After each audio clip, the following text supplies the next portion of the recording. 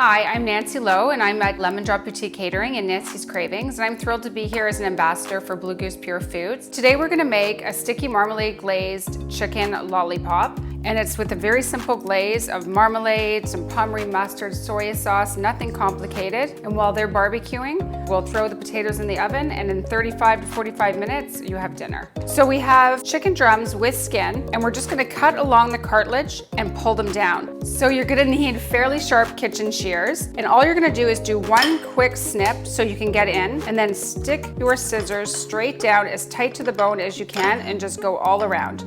So you just keep turning it and turning it until you feel like you've got all the cartilage cut.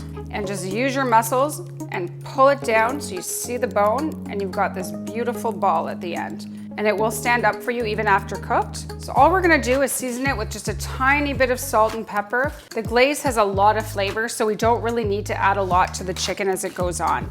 The potatoes are very easy. We just have a basic baking potato. If you have a preference, you love yellow fleshed, or you want to use little tiny mini potatoes, feel free to use anything you want. And we want to create little cubes because they'll cook evenly if they're all equal sized. So just pull out your cookie sheet.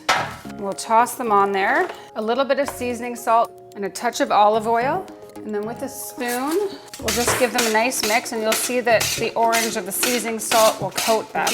And then we'll throw them in the oven. So the only thing I need to chop for the sauce is the garlic and the ginger. So we'll just smash the garlic and just do a nice chop, as fine as you can. And then the ginger, you can either use a grater or you can slice it and chop it. This is a really nice fresh one, so it'll slice through really easily. So we're just gonna set the stovetop to about medium. And we're gonna add some butter and then some pommery mustard.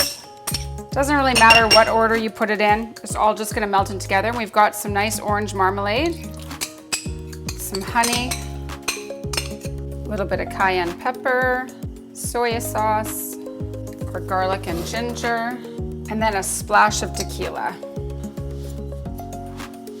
Now we're just going to add our sugar snap peas to our crispy potatoes. We're just gonna put them in for another about 10 minutes just to cook the peas.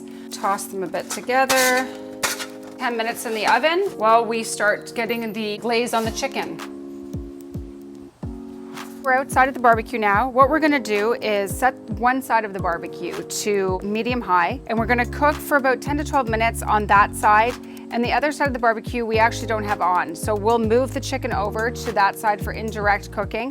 It'll allow the chicken to completely cook through without burning the outside, because we have this beautiful skin on it. We want it crispy, but we don't want it burnt.